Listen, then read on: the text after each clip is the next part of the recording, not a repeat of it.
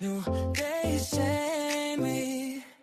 No rush, I'm where I should be. Turn the noise down, see me shining. Low-key thriving, low-key thriving.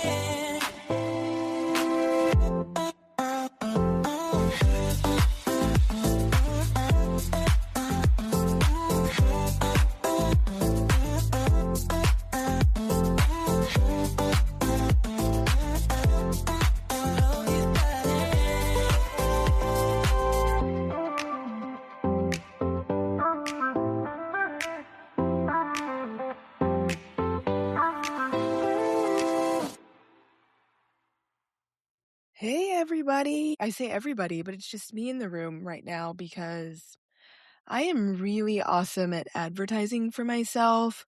So I don't know. I did a lot of things funky and a lot of things wrong, and I did not advertise this podcast too well. Or this episode, I guess, this live recording on my Pride recap. So looks like it's just moi. And I realized as I logged in here to start my stream, my recording, that I can actually stream to like my social platforms, but I don't know like genuinely what the heck I'm doing. So I am winging it, and I am also pulling up my show notes. I am so well prepared today, obviously, but we are getting there. So thank you for hanging in there with me this episode. Did not do a formal intro because, hello. I'm attempting to go live. Yeah, still trying to figure out what the heck I'm doing, how I can share this. I don't know what I'm doing. So I'm going to quit doing what I was doing and hang tight. Hey, I'm Mel G. I am the hot mess, not guru, and not a life coach, host of the Low Key Thriving podcast. And I wanted to wrap up June, which is Pride Month, and I wanted to wrap up with a few questions, and I originally wanted to start out Pride Month with an episode, and I kind of thought that's what everybody does. Everybody starts out the month of June, gung-ho, freak flags a-flying, rainbow flags everywhere, there's glitter everywhere, right? We're dancing in the streets. But what happens 2 weeks after June 1st, or after that initial Pride Parade? I feel like the hype kind of fades. I feel like maybe at the beginning of the month, the people who are out and about, no longer closeted, like I said earlier, letting their freak flags fly, are feeling so seen in 2026 and are feeling so alive and vibrant. And then I thought, as we fade into the end of the month, the rest of the year, living life like you normally have to do, what happens? What happens to the people who don't feel seen anymore? Or are we just a trend? Was it just a trend, right? I feel like being queer, being a part of the LGBTQ plus community is not a trend. It is definitely somebody's life. It might be your life, your sister's life, your brother's life, cousin's life, aunt's life.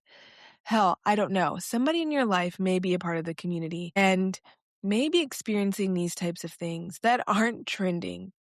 So I really wanted to have this episode move towards the end of the month to kind of see, like, does pride still matter at the end of the month when all is said and done? Is what we're doing relevant? What even is pride, right? I have friends in the community. I would consider myself an ally. But then I thought, what makes a great ally? Is it just because I'm friends with you and I support your lifestyle? Does that make me a good ally? Or is it something else entirely?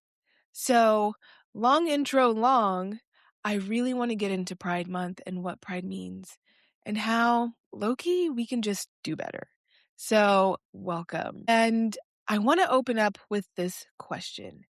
Why does Pride still matter in 2026? Now, for me, to answer that question. I don't like labels. I am married to a male. If that makes me straight, cool. And I think it's funny. I would say probably back 20 years ago, I would consider myself queer, right? Somebody strange and unusual. But I feel like just even that term has kind of switched gears and means something a little bit more different these days. Urban-aired.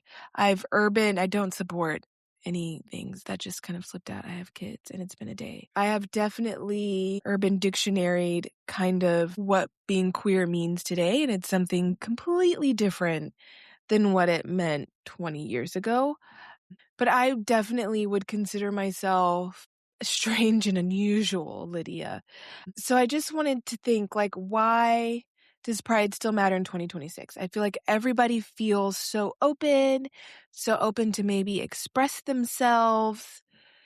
So I really like to compare it to being a female of color, being a part of the Black community, and just kind of the stripes we went through. And from what I'm thinking, right, female of color, I am definitely a minority, a mixed female, right? I'm biracial. Like, it definitely still matters. I think there's still a long way to go when it comes to acceptance, especially when we get into appropriation versus appreciation. I feel like there's still a lot of conversations we need to talk about. So for me, definitely, pride still matters in 2026. I feel like there's a long way to go. I feel like there's still a lot we need to be educated on. And something else I really want to find out from people, and I think I'm going to have to make a part 2 of this episode where I actually like get more people involved, because this feels kind of weird, me talking about this subject, and it doesn't really pertain to me personally. So I'm going to kind of throw out my questions, and I'm going to let you think about it.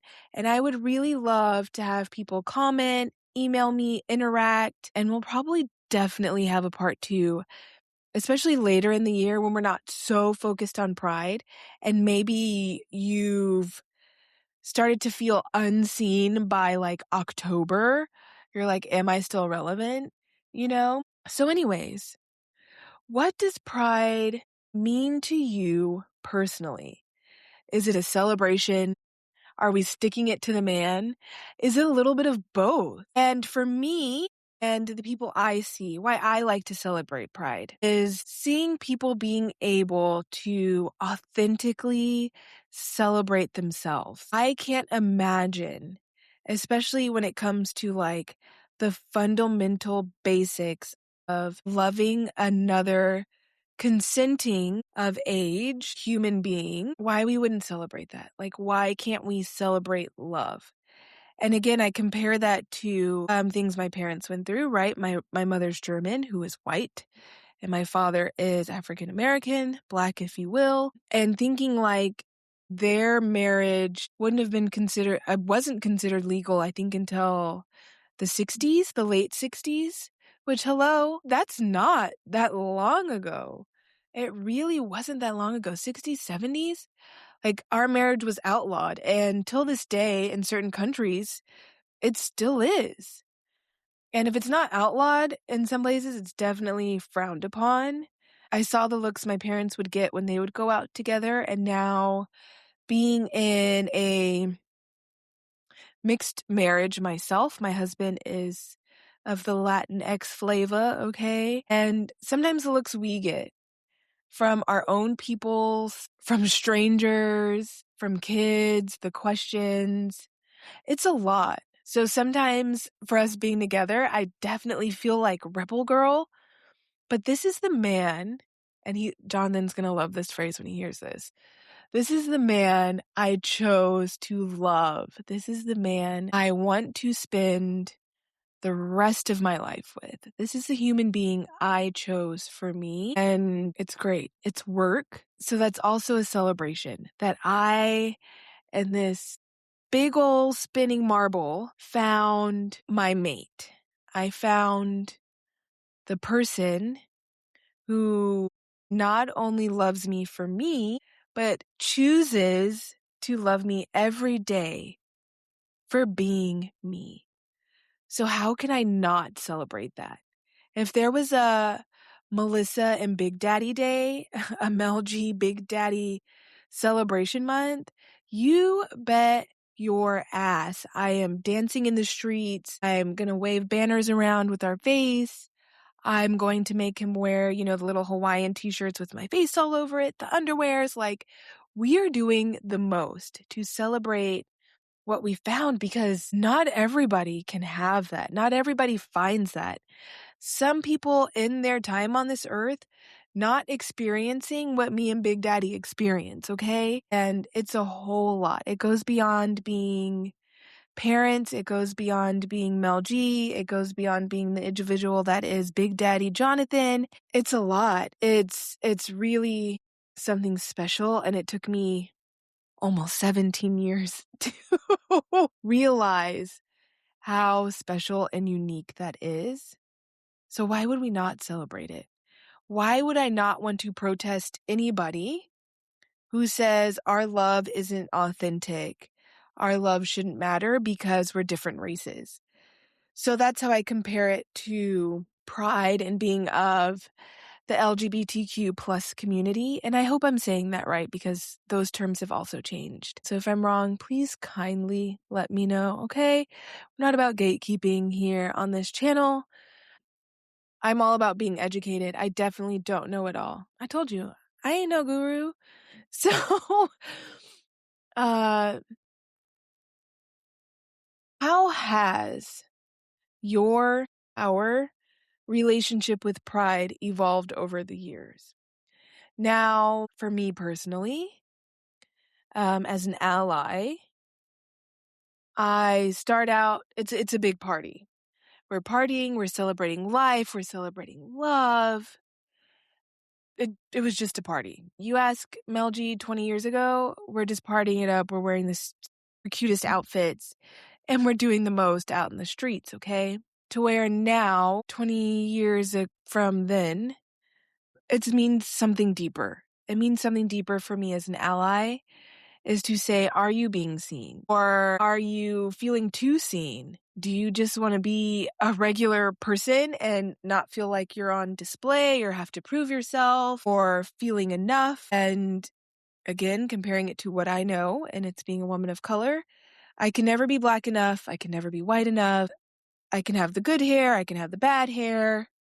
Like, there's a lot in between. So when I think about how pride has evolved for me over the years, it's really getting to the roots of what it means to be proud. Proud of who you are authentically. Proud of who you are at your own core, knowing you and knowing what works for you, and hopefully finding a community who can relate to you, who can love you for you, who doesn't ask anything less or anything more of you.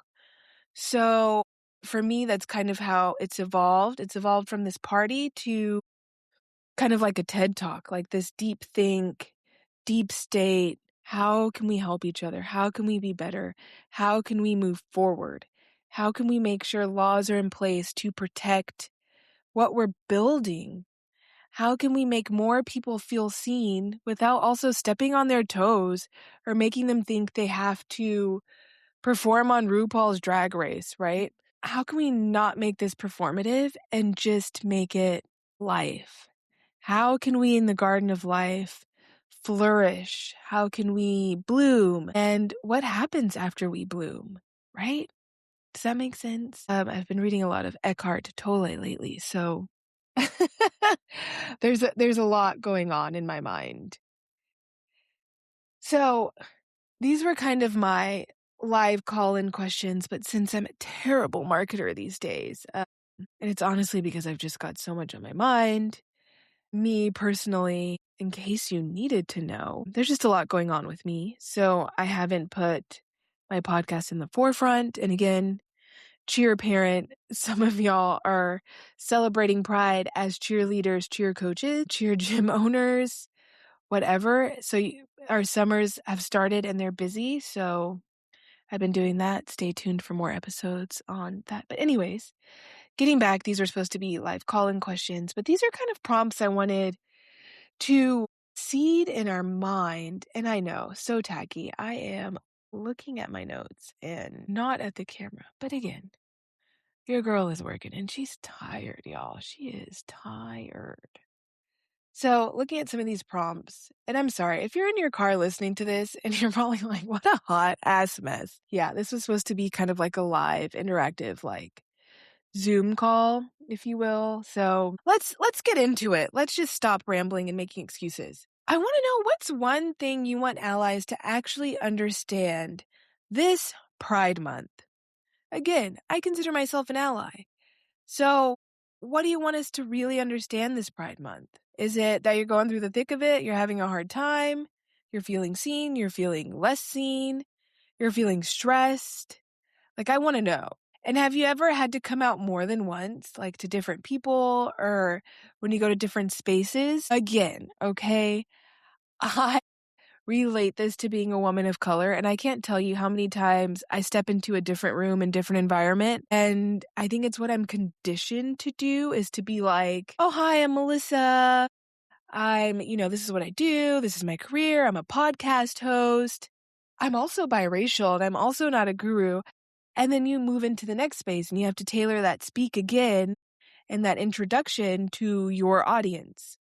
And luckily, my audience here is full of thrivers and hot mess peeps and peeps, the type C's, B's, and the type A's who fall in the type C category some days, So y'all get it. But even sometimes explaining to different people, right? I think it's funny and I have to crack myself up. And this is like that performative action when I am, and you know what? I'll use the sides of town for San Antonio. If you know, you know, okay? Like, I will go to, like, the La Cantera, Alamo Ranch side of town and totally be like, hi, my name's Melissa. I'm a podcast host, but don't worry, I'm not a guru. I'm not a life coach. Nothing serious, right? You see my tone there? It was like that one movie where you call and you get the fake voice and then come to, the south side of town, east side of town, where I kind of feel a little more at home with my peeps and it's a little more colorful. And I'm like, yo, what's up? Mel G here. I'm not a guru. I'm not a life coach. I'm just here to give you my 2 cents. Kind of see what I did there? Same introduction, different performative vibe. And I don't like performing. So I've been on the journey to be more authentic. So East Side, City of Converse Mel is also the Rim La Cantera Mel, right? When I walk into Hermes, just one day, I have walked into Hermes. Or when I walk into Tiffany's, Oh, I love Tiffany's. Can we take a moment for Tiffany's? But when I walk into Tiffany's, right? And you have to like explain yourself to that salesperson, which is so dumb. Like, you're in there to buy jewelry, for God's sakes. So yeah, sorry, take a sip. Why do I have to explain myself, introduce myself? I'm here to spend my dollars, and my dollars spend just as well as anybody else's. So anyways, moving on. Different topic for different day. So I want to know, what does thriving look like in your LGBTQ plus identity? Is it being out in the closet? Is it dancing in the middle of the streets? Is it wearing certain outfits? Or are we comparing it to what we see on TV? Or are we thriving because we have lawmakers in office now? We have people who are recognizing the community and recognizing that we need some change. And this is where I talk about the evolution of pride. It came from celebrating something and making it a movement, making it a statement, making sure we're moving forward with the community's future in mind, right? How can these kids grow up feeling proud of themselves, feeling proud to be a part of the community, feeling proud to vote, feeling proud to be involved, feeling proud to even get the haters' looks? Like, I want to know, what does thriving look like? And I really want to know, who was the person that made you feel safe enough to be yourself? Again, you kind of heard me say it when I did the weird La Cantera FM 78 East Side Mel G. There's kind of two different things there. But I want to know, who made you really feel safe? Was it a mentor? Was it a sibling? Was it a parent? Because that would be really awesome. That would be really awesome. I can tell you somebody I'm totally safe to be around. Again, Big Daddy. Hello, Jonathan. You're getting lots of shout outs. He's somebody I really feel super safe being around. My Swiftie crew, okay? Morgan, Janice, Mel, Emma, y'all have been my saving grace since I met y'all. And y'all have seen the goofy side, the serious side, the ghetto side, the silly side, the professional side. And y'all have really stuck and supported me through all the things. So when I say that people really make me feel safe, like that's why I want, like those, my chosen kind of family, my chosen tight circle, and my partner, my husband, the person who chooses to love me every day.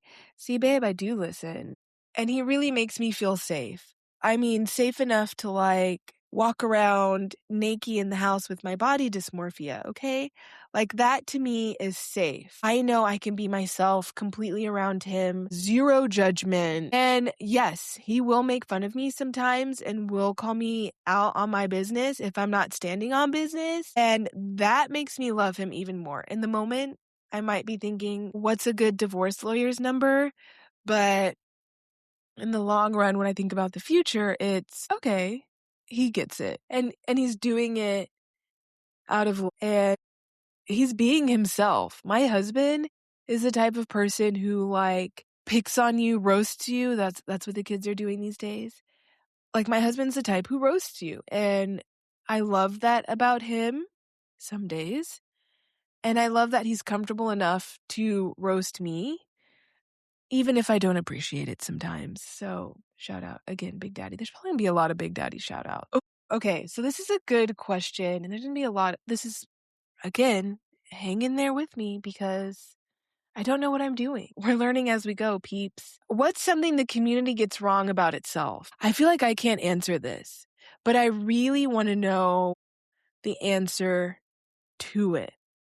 Like, what's something y'all get wrong about yourselves? I want to know. That's a very, and that may take some deep thinking, but I mean, seriously, holler at your girl, or maybe we'll do a part 2 where I advertise better or I figure out how to actually like live stream this. But I really want to know. Okay, so, what's one thing that's changed for the better? And one thing that still needs work? I can say for the state of Texas, here in our wonderful city of San Antone, y'all, I love that the LGBTQ plus community is getting more recognition. There are more centers popping up. There are more people I'm seeing on social media that are local, who are out, who are being very helpful, who are being great resources for the community. I've seen allies come about. The strip is alive and well. It has definitely been something different that I've seen evolve, right? I've been able to get into the club since about 18, and that, woo, girl, that's been about 20 years now. So I've seen like the strip evolve, and I've seen our city evolve, and I've seen the community be more involved in city activities. I mean, hell, y'all, we have a lesbian mayor. And I don't know if that's the correct terminology, if that's what she wants to go by. I don't like labels. But she is in a same-sex partnership, and I'm here for it. So when Bexar County, or City of San Antonio, I can't say Bexar County, we have different mayors. When the City of San Antonio voted Miss Gina Ortiz mayor, that was an historical event. So when I say like jaws dropped, pins dropped, the community was woke. And I'm sure it wasn't just the LGBTQ plus community who gave her the votes, but I'm sure it was people in same-sex partnerships, Democrats, Republicans. She got votes, y'all, and she won the election. So when I say that, have things changed for the better? Yeah, I feel like we've become more accepting. We've come to realize that you're an adult or you're a person and you can live your life the way you want to live your life. Now, again, I would say there are boundaries, right? Let's not be weirdos. There's weirdos out there, and I'm sorry, there's no nice way to say it. There's no PC way for me to be around it besides calling you a weirdo, right? There's some things these days that I'm shocked that it happens, and I'm just shocked. There's just a lot, okay? There's too much going on. So while I am appreciative of the wokeness, I think there do need to be boundaries around some things. Anyways, I might get some hate on that one. That's kind of a hot take. It is what it is. So I've seen things like that be changed for a better, right?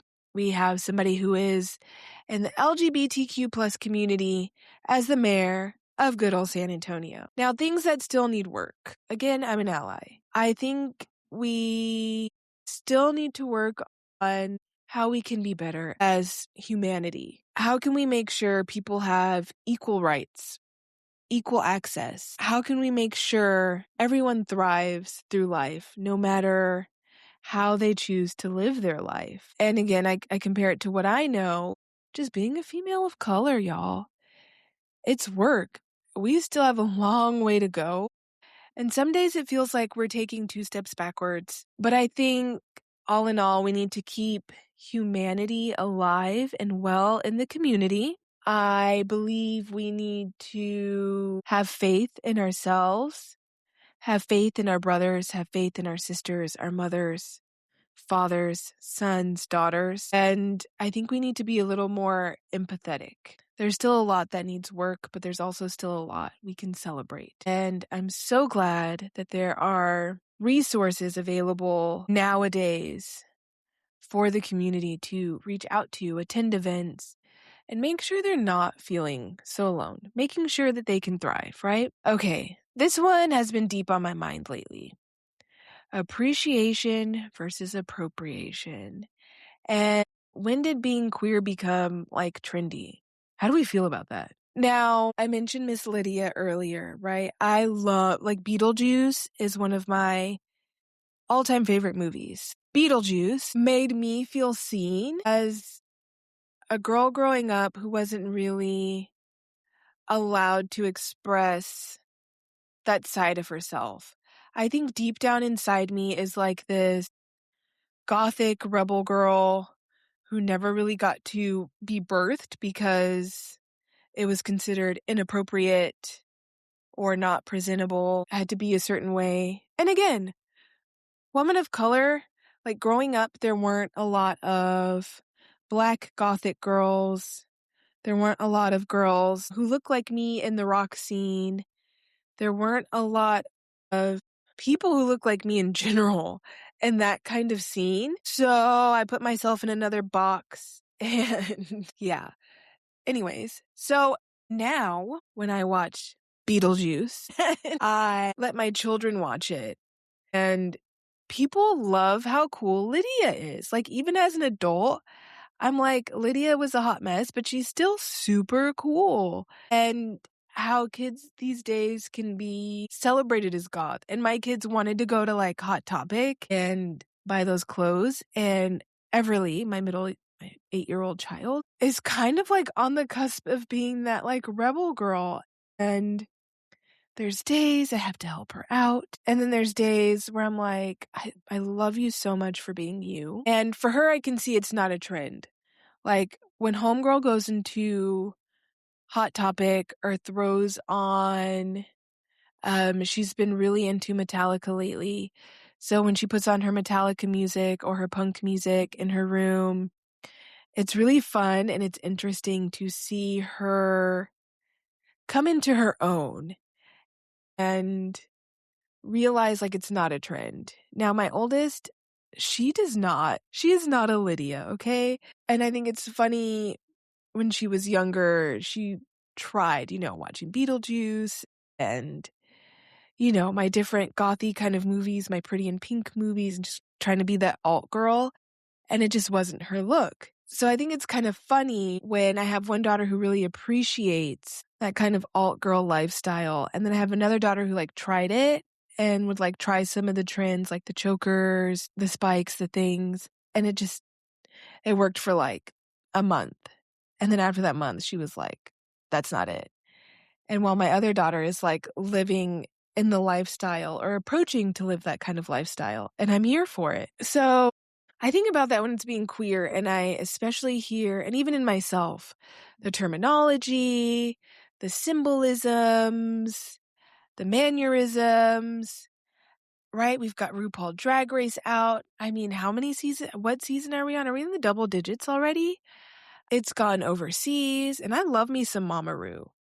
Like, I love me some Mama Ru. And I guess where I see and where I kind of question this appreciation versus appropriation thing is, you walk around, and again, cheer world, I see these kids in the gym, and they're like, tea or clock it. And it was recently, maybe 6 months ago, I saw somebody doing, the little clock it with your index finger and your thumb, like, clock it. And they meant clock it, right? But they actually were, like, wanting to do it as a compliment, which is, like, your middle finger and your thumb, which is the sign language way of saying the number 8. So when you're doing it, it's like, oh, she ate. They ate. That dance ate. That performance ate. So that's what she meant it. Now, clock it is kind of like you clock somebody's tea. And see what I'm doing here? I don't know if this is appropriation or I am very appreciative of this because this is my favorite thing. You clock somebody's tea. You call them out. You are telling the truth. You are living the truth. You are saying the truth. Girlfriend, you are preaching the truth. Okay, we're clocking it. We're standing on business. And so that's where I'm kind of like, oh, okay, people are doing it without even realizing what it means. And I'm happy to educate, and I'm not doing it, I don't think, in a jerky way. And if I have, please call me out and be like, can you be nicer? Because I really mean it with, like, the best in mind.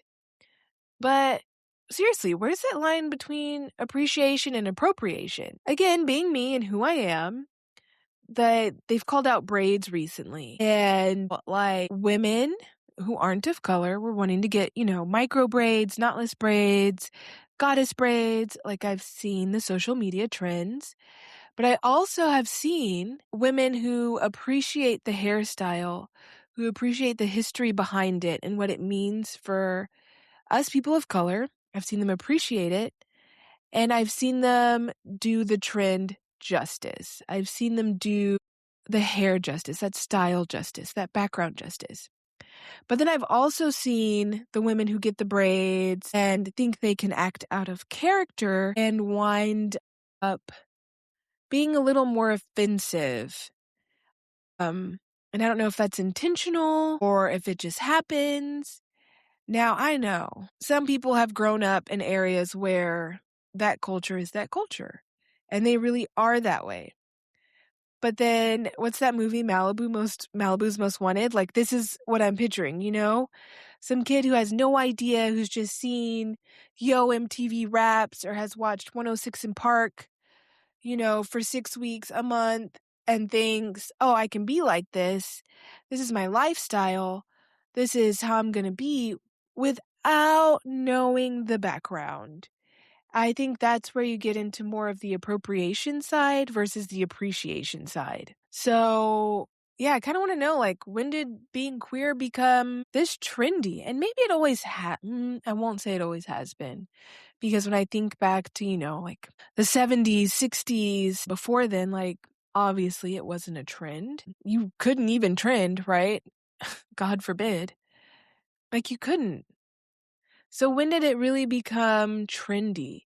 I'm really wondering, like, what was the tipping point? Now, it could be because the queer community has style, grace. There's just a different vibe. Or is that also, like, the trendy stuff I'm seeing? Like, am I appropriating right now? Yeah, I don't know. I had to pause there because, like, what just came out of my mouth as I said it, I thought about it. So I really want to know, when did this become trendy, and, like, how are we feeling about it? Does it make you feel more seen? Or does it kind of make you want to creep back in the closet? What's the deal? And speaking of being in the closet, so are you feeling more seen than ever now? Or are you kind of like, no, I'm not feeling seen at all. I feel like only this part of pride is being seen, while the other part, maybe the behind the scenes part of being queer, gay, bi, trans, lesbian, maybe that part isn't really being seen. So what's the tea? What are we doing? How are we feeling? How are you feeling? That's what I want to get down to. And so, how do you hold pride? And this is we're getting deep now, because this kind of goes into what I was talking about. Are you feeling seen or not? So how do you hold pride and pain at the same time? It's super celebratory, but then it's also super political. I say that again, being a woman of color and having nobody else on this. We're really going to have a part 2 where this can be a little more interactive and you can talk to me. And I'm going to need resources. So y'all are going to need to flood me with people who want to join and talk about, to where we can actually plan this and maybe make an event out of this. I don't know. Is in-person better? I always prefer in-person, but Zoom's more convenient. Or maybe do a live on TikTok or whatever. But God, I need to stop saying names. I feel like I'm going to get a cease and desist on social media. Maybe we'll do a live on social media. God bless. So yes, back to my question. How do we hold pride and pain? And how can we celebrate something that's beginning or that has been so political? Again, woman of color, I am very proud to be who I am. I am very proud to be biracial. I think I have a unique outlook on the world that most people don't. But also, I feel like there's so many politics still around being biracial. I've told you I've gotten the looks. I get the stares when we go out. I hate filling out self-identifying forms. I think in 2026, I get it. You're trying to track numbers, and I'm hoping it's for analytical purposes and not discriminatory purposes. And yes, you can put, I'm an equal employment opportunity entity, all you want in your paperwork, but really the person at the end of the day who's reviewing that paperwork makes that decision. Yeah. So those are the kinds of lines of politics I'm talking about. So why in 2026 are we still self-identifying? Of course, it gives you the option to not self-identify, not claim a race, but then are you not being proud of who you are? And I think that's so funny, especially now, as I've been doing the job hunting. You always have to think, or I always think at least, and I've been taught this, right? The 6 hours of my business administration class I took. If you don't answer the forms completely, or you don't identify, or you put no, that employer can then say or may think, this person is non-compliant. Is this person not proud of who they are? Why don't they want to identify as one of these very vague categories? And so in the back of my mind, as somebody who overanalyzes all the time, it's very annoying. I hate putting on there's now an option. Some of the people who have updated their forms now have, you can select 2 or more races instead of just being African American, Asian, Hispanic, Latino. There's now 2 or more races. You can identify as 2 or more races. And I think it's funny because one time I did jury duty, right? Me and my stories did jury duty. And I think on the form I selected, I crossed it out because it had been a minute. And now watch me, I just jinxed it. I'm going to get jury duty. It had been a minute and there was no space for me to identify. I identify as 2 races. I am 2 races, okay?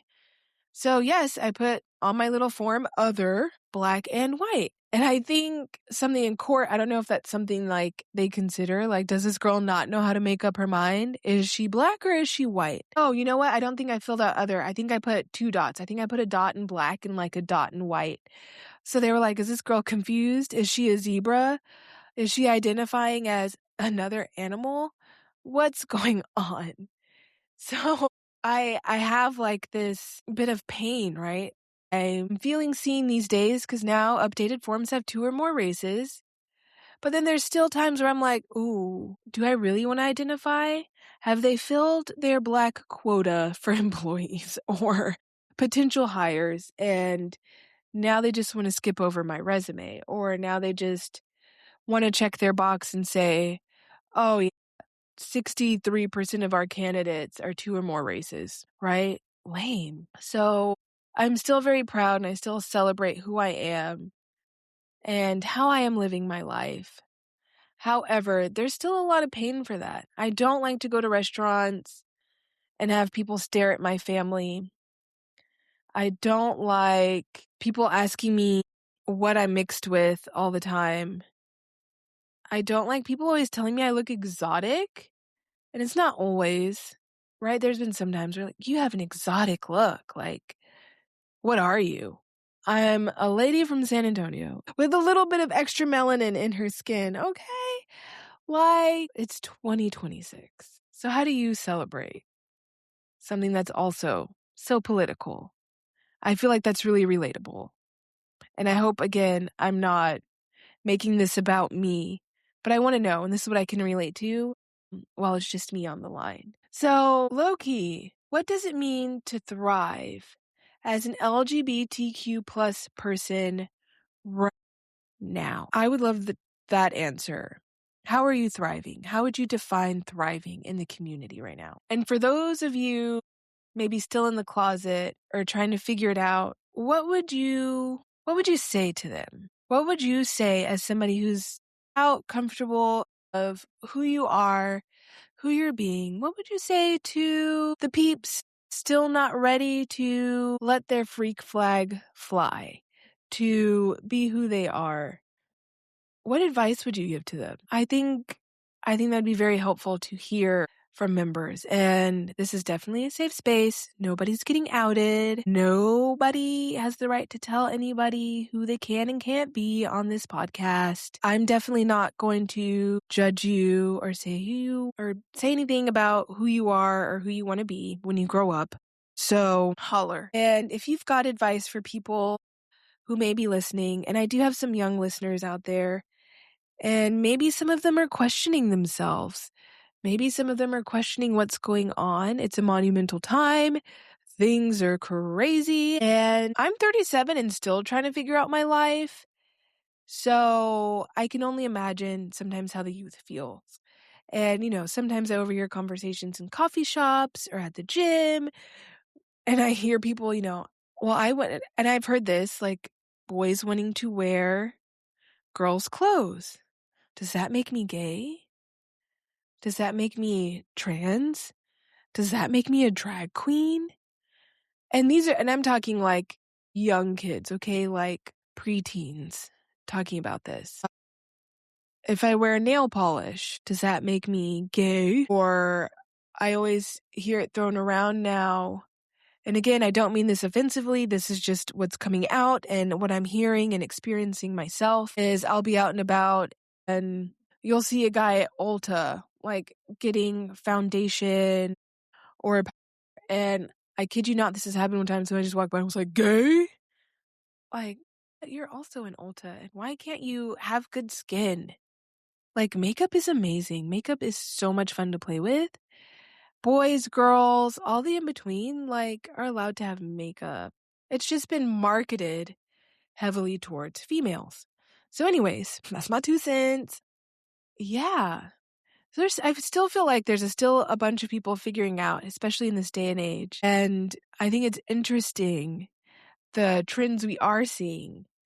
Like, it's no longer just the goth skater boys painting their nails. Men are actually down to get manicures. Like, lumberjacky kind of men's are in the nail salon taking care of themselves. It's self-love, y'all. And if you want to hop on the chrome rainbow 3D nails, why not? It looks gorgeous. It's art. When I see some of these nail techs work, I'm like, dang, okay? Art. It should be in the Louvre, okay? It should be somewhere. Like, why not? And why are we still hating on people doing it?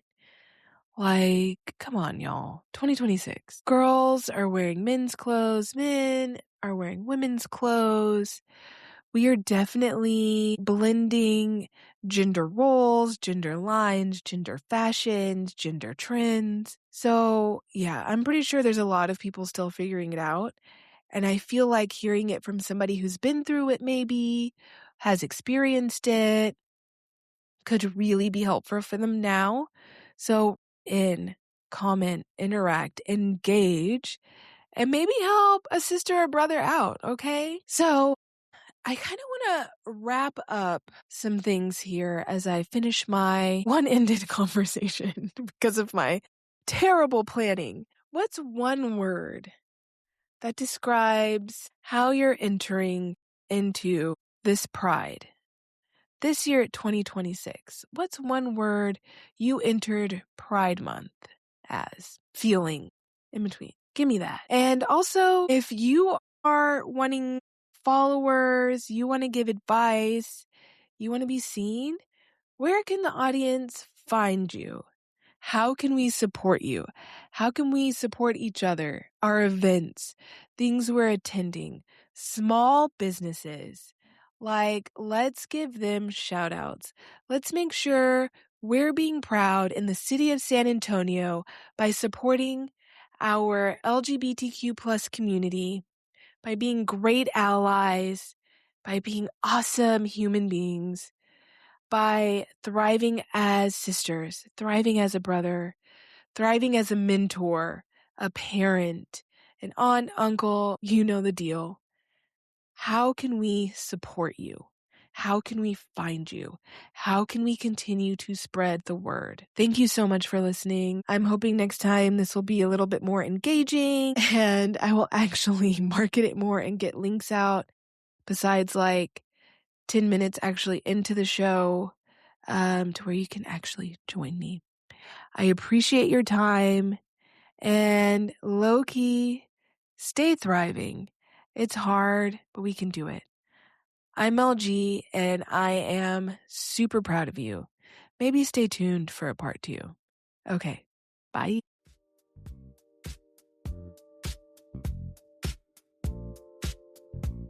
If this conversation met you where you are, stay with me.